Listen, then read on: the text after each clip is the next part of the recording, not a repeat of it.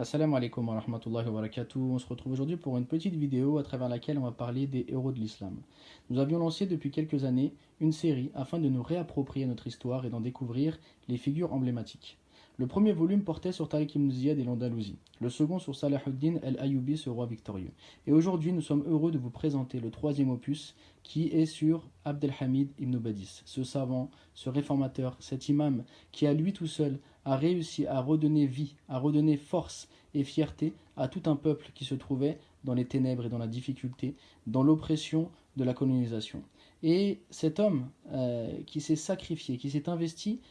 a réussi par l'enseignement à redonner espoir à un peuple qui était mort et qui l'avait perdu. Ainsi, nous avons donc décidé de nous focaliser sur lui car son exemple est vraiment inspirant pour les temps que nous vivons aujourd'hui. Pour ce faire, le livre se divise en trois parties. Une première partie qui va nous permettre de découvrir et de connaître l'histoire de l'Algérie avant la colonisation, en parlant entre autres de la régence d'Alger et la présence ottomane. La seconde partie va nous parler donc de la colonisation française avec la conquête d'Alger et de l'Algérie, en passant bien sûr par des événements très importants comme l'événement donc de l'incident de l'Éventail, qui sera donc l'alibi utilisé pour la conquête, puis les mesures concrètes qu'ont subi le peuple algérien, à savoir la fermeture des mosquées, la fermeture des écoles, la privation des biens, ce qui va entraîner donc pauvreté, illettrisme et acculturation. Ainsi, ce contexte-là va nous permettre de nous rendre compte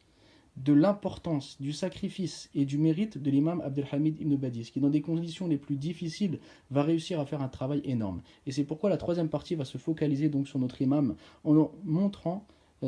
son éducation,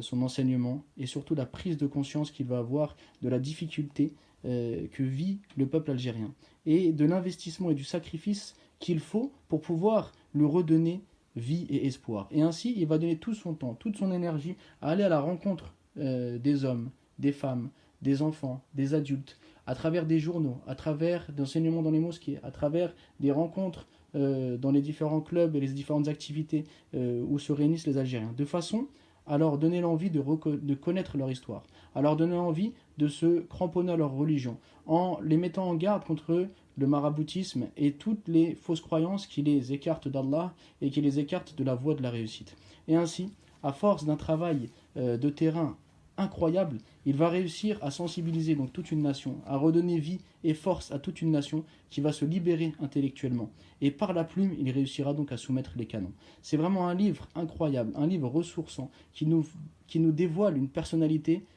qui est trop peu connue, mais qui mérite vraiment